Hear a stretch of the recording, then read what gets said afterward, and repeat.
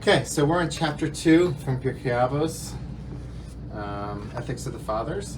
I want to get through several mishnas today, some really good material to go through, some new, what I believe to be new interpretations to a lot of the mishnas, a lot of teachings in Pirkei Avos. So without further ado, let's get going. So we're picking up on chapter 2, Mishnah 5. This Mishnah speaks about, it's a statement of Hillel. Hillel offers a few lessons here. He says, do not separate yourself from the community. Do not trust in yourself till the day of your death, and do not judge another until you have reached their place. And then he says, do not say something that cannot be understood, that in the end will be understood. Say not, when I have leisure I will study, because perhaps you will not have leisure. So let's go through these. So he says, do not separate yourself from the community. It's pretty simple. You know, you have a community, you should be involved in what they're doing. It's very important to be involved in the needs of the community and what the community is doing, and not be too much on the margins, just so you can be heavily involved with the community and all the good that's going on there. Do not trust in yourself until the day of your death. This statement's interesting too. How do you know when the day of your death is? So that's the message. Like, you never know when when the day of your death is going to be. So you should try to be as in line with the purpose of what you view to be your purpose of your life throughout your days. Also, you never know. You never can trust in yourself. You never know when you might go off the path. So always, be aware, be careful, so that you can always live your life the way you want to live. What I really want to focus on is this piece here. Do not judge another until you have reached their place. So one way to understand this is that you never know what people are going through. We talked about this last week. You don't know what somebody is going through in their place. So once you step into their place, you might be struggling with similar things that they'd be struggling with. You might not pass the test that they're going through. So if you're seeing somebody, some sort of superior at work, and they're give a superior at work, and they're not acting the way that you think they should act, well, perhaps if you were in their same position, it might be equally difficult for you. So you can't judge them until you're in their place. The Meiri has a really nice explanation to this. This is kind of based on the Meiri's explanation. Don't judge a person until you're in their place. What does that mean? Not necessarily in their position or in their life place, but rather, don't judge a person until you see them acting in their place. So they might be acting a certain way in public. Sometimes people in public do not act the same way that they act in private. So don't judge somebody until you see how they act in private as well. They might have one sort of persona they're putting on for other people in public, but when they get alone, they're different. This could be somebody in public, they're very nervous or they're uncomfortable. When you're with them individually, they're a completely different person. Or it could be the opposite. Somebody's really nice in public. When you're around them personally, on a one-to-one level, they're not the same person. So the message here is, do not judge them until you're in their place, till you see them outside of the public's arena and in their own place. Then you can get a full picture of who they really are, and if you want to spend time with them. I think that's a powerful message. So that's the kind of point I wanted to focus on in this commentary. This last message is, do not say, I will study when I have leisure, but perhaps you will not have leisure. That's an important statement as well. Like, don't push off what you can do today for another day. I want to move forward to another Mishnah. This is Mishnah chapter 2, Mishnah 7. For those who are joining, we're going through around 4 or 5 Mishnahs in 15 minutes here. We're going to do this every week on Thursdays through the Omer all the way into Shavuot. So in chapter 2, we're going to have 6 chapters we're going to go through each week at 12:30 on Thursday for 15 minutes of learning. So here's a Mishnah, chapter 2, Mishnah 7. It says, Hillel saw a skull floating on the face of the water. Okay? He said to it, what did he say to this skull? So Hillel is known to be one of the more sensitive and kind people in our tradition. So I could imagine Hillel saying something very, very sensitive or kind in this moment. But what does he say? He doesn't say that. He says, because you drowned others, they drowned you. And in the end, they that drowned you will be drowned. This isn't the Hillel, the sensitive Hillel who accepted who accepted a convert into Judaism, whose students made a wager if they could make him angry, and they couldn't make him angry. He was the most sensitive and kind person. This is not the Hillel that we know. The Masilat Yesharim says Hillel never even had any anger in his heart. It's hard to even understand that. So how do we understand this statement? I think understanding Hillel in terms of his entirety of his teachings, it can become easier to understand this. So Hillel, in another teaching, he says, if I'm not for myself, who will be for me? If I'm only for myself, that's me, mani. If I'm only for myself, what am I? So he has two statements. On one hand, you have to be for other people. On the other hand, you can't forget yourself. If I'm not for myself, who will be for me? I have to take care of myself. On the other hand, the Hillel that we know is, if I'm only for myself, what am I? So Hillel is a very kind and sensitive person, but on the other hand, Hillel is also somebody who knows how to take care of himself when needed. And this presents a more well-rounded Hillel. So that's one way to understand this. Another way to understand this, this is the Hillel that we know. The first way to understand is say, there's different sides of Hillel. There's a side of Hillel that's very kind. There's a side of Hillel that knows that there's time for justice as well. And that could be the explanation for why he's the author of this Mishnah. Another way to go with this is basically say that, no, this is the sensitive Hillel that we know. So why is he talking to the skull this way? So this one way to explain this is to say that this Hillel was basically, it wasn't like critiquing the skull or like the person who had to suffer due to this, but rather to say that this is Hillel expressing his sadness, his sorrow over the routine of life. The routine of life is that one person swallows up another person then does it to another person, and this is basically the fate of the world. In Hillel, when he sees this, he's not saying that this is the proper judgment that should have been administered, but rather it's basically him bemoaning the sad reality of life. And in my commentary, I brought the statement of Gandhi: an eye for an eye makes the whole world blind. If one person is kind of taking out another person's eye, and then everyone takes out another person's eye, in the end, everyone's going to go blind. So Hillel's decrying this. He's basically saying, if we don't step in and stop this vicious cycle through our kindness, through the kindness that Hillel's known for, then the world will just continue in this manner of one person being responsible for the demise of another. So we have to step in and make things better. A friend of mine, Rabbi David Schwartz, explained the Haggadah this way in the Haggadah, where it talks about how one entity, it talks about a goat, it talks about a cat, it talks about a dog. The dog bit the cat, and the cat ate the goat, and then the goat was devoured.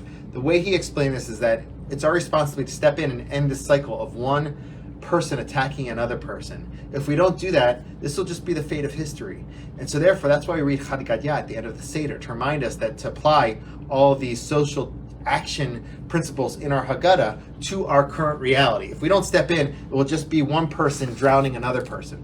We have to act like Hillel, be kind, and end that process. I think that's a nice explanation for that. Here's one of my favorite Mishnas in all of Pirkei Avos. This is chapter 2, Mishnah 9. This is our third one that we're going through. Here it says, Rabbi Yochanan ben Zakkai received from Hillel and Shammai, and he used to say, if you have learned much Torah, do not claim credit for yourself. Because for this you were created. If you learn much Torah, do not claim credit for yourself. That's the simple explanation. Why? Because for such a purpose you were created. The simple explanation for this is, do not take credit for all the Torah you've learned or for any other gift and greatness that you've achieved, for gift that you have or greatness that you've achieved. Why? Because this is like you giving back to Hashem. Hashem created you, gave you all these blessings into your life. You basically owe Hashem. You owe Hashem for all the goodness that Hashem created. So the way you pay back Hashem is through serving God. So you shouldn't take credit for that. It's like somebody who borrowed from a store owner who has a debt. When they pay back their debt, they shouldn't take credit for that. That's what they owe the store owner. That's the simple explanation for this. But it's a beautiful explanation that's offered in the Mesilat Yesharim, Rabbi Rosh Chaim Luzzatto, who says, don't read it that way. Read it in a literal way. It says, Al tachzik tova la'atzmecha. If you've learned a lot of Torah, do not hold on. Al tachzik. Don't credit yourself, but do not hold on to that good for yourself. If you've learned a lot of Torah, do not be selfish with it. Don't hold on to that tova la'atzmecha only for yourself. Rather, share it with other people. Why? Because lekach notzarta. Because for this you were created. For this you were created with that talent. You could be talented in Torah. You could be an amazing musician. You could be extremely wealthy. You could be blessed with success in business. Don't hold on to that blessing solely for yourself. Why? Because Hashem gave you that gift. Hashem gave you that ability. Why? For the sake of you sharing it with other people. I think it's just a beautiful message. We are all blessed with blessings and good and gifts. The purpose of those gifts is not for us to hold on to it for ourselves, for our own self-aggrandizement. That's not the reason why we're given them. We were given these blessings and these gifts to share with other people. So don't tachzik tova atzmach. Do not hold on to that good for yourself. Rather, share it with other people. The Mishnah Yeshrim brings that explanation in chapter 22 of his book. It's Rabbi Moshe Chaim Luzzatto. I think it's a beautiful explanation. Here's another Mishnah, chapter 2, Mishnah 15. There it says that, I'm just going to talk about the end of the Mishnah, which is a very curious teaching, and it's not very clear what it's saying. It says, warm yourself before the fire of the sages, but beware of being singed by their glowing coals. So what's it talking about? It seems like a critical text of the sages. It keeps going.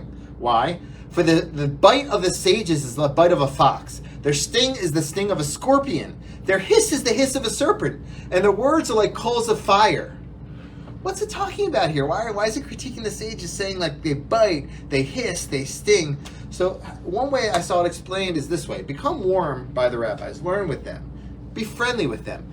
But do not get overly friendly with them, because if you do, you might come to disrespect them. And if you do, the punishment will be great, because the rabbis are venerable individuals, they're holy, and know that if you disrespect them, it's like disrespecting Hashem to some extent. That's one way that it's explained. But I want to offer another way that it's explained another way to understand it, which I never saw, on the backdrop of another love of mine, which is the NBA. So NBA players, if someone tries to mimic an NBA player's routine, their workout routine, in a moment they'll burn out.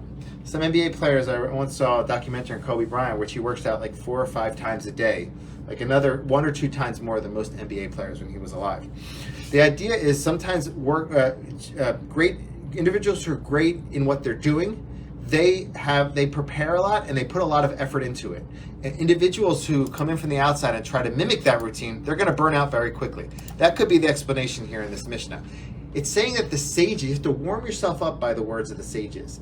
Try to connect to their direction, try to direct to their directives, try to follow their ways in your life. Warm up by them. However, don't get burnt out. Don't get burnt out by trying to mimic their full lifestyle.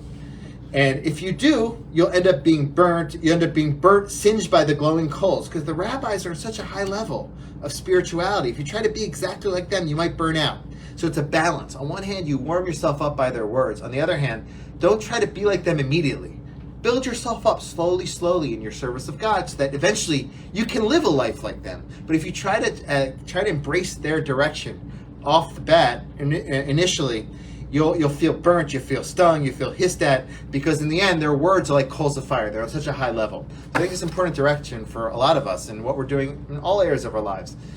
We want to warm ourselves up by the ideals that inspire us. On the other hand, we have to find a work regimen that will allow us to achieve those ideals on a slow, step-by-step basis. If we try to go too fast, we'll burn out, and we'll burn out by the coals of the fire. Warm yourself up and slowly build yourself up so you can attain those levels. Let's do one more Mishnah. Chapter 2, Mishnah 19. I love this Mishnah, and this explanation I'm going to offer, I really connect to. So this Mishnah says, Rabbi Elazar said, be diligent in the study of Torah, know how to answer a heretic. Okay? Da mashet tashiv lapikoros. So I want to talk about that, just that teaching. So it says, be diligent in learning Torah. Hevi shakud lemod Torah, and know what to answer a heretic. Learn a lot of Torah, but also be open to learning areas of Torah that you might not have learned traditionally in yeshiva or wherever you might learn from traditional texts or traditional sources of learning. Know enough, at least it's at least guiding the rabbis to do this, but also ourselves as well. Learn enough so you know what to answer somebody who's on the outside of Judaism. Know some answers so you can guide people and direct them closer to Judaism. People who might be defined as heretics, have answers for them as well. That's one explanation. But here's another way to go with this. Learn a lot of Torah, but also know how to deal with people beyond the confines of Torah. Know how to know what the Torah says to ask people, but know also to ask ma to the apikoros. Here's another way to explain that line. Da ma shetashiv labikoros. Know what to answer to the heretic. What does that mean? Know how to answer the heretic's questions with the question what. Know how to answer what to the heretic. What am I saying? People who are far away from Judaism, who could be defined as heretics, know how to speak to them. Know that sometimes they're asking you a question that isn't about Torah at all. Sometimes they're asking you something completely different. And if you don't ask them what they're trying to really say, you'll not be able to draw them closer to you. I once worked in Rikers Island in New York for 2 years in a row as their high holidays rabbi. And people would ask me some of the toughest questions. A lot of times they weren't really asking me Torah questions. They were asking me questions which involved their own personal lives. And if I would have just answered them the Torah answer, an answer based on Jewish law, I would have completely missed what they were saying. There was a young man who came up to me and said, Rabbi, I have such trouble believing in God. If I would have just answered an answer based on the first part of our Mishnah, to study a lot of Torah, and answered him some philosophical answer, I wouldn't have really got to the depths of what he was really saying. So instead of doing that, I knew how to ask what to this person who was far away from Judaism. So I tried to figure out, what's he really asking? So I asked him, what's going on? I tried to get to the depths of what he was really asking. In the end, he really did believe in Hashem. He believed deeply in God, but he didn't believe in himself. He didn't believe that God would accept him based on all the bad things that he did. And so once he explained that to me, I knew how to answer him. I knew how to guide him and tell him that he was okay, that he could become holy again. He could return to God. He could do tshuva. He could be accepted back in to Hashem's arms. So instead of me just answering him the Torah answer, I knew how to ask him what. Da ma. Know how to ask what to people who are far away from Torah. Sometimes you'll figure out that their question that they're asking really isn't the question that they're really asking. There's some deeper layer there. If you can get to that deeper layer, you can draw people closer and closer to God, closer and closer to Judaism, because you're really addressing what they're really going through. So it's important to sometimes know how to step outside of the traditional answers to see what the person's really going through. Ask them what, so that you can bring them closer. So that's a few teachings from Pirkei Avos, chapter 2. I hope you enjoyed. Hopefully you'll tune in next week for several teachings from chapter 3 of Ethics of the Fathers. Have a beautiful week. Take care, and I'll see you next week. Take care.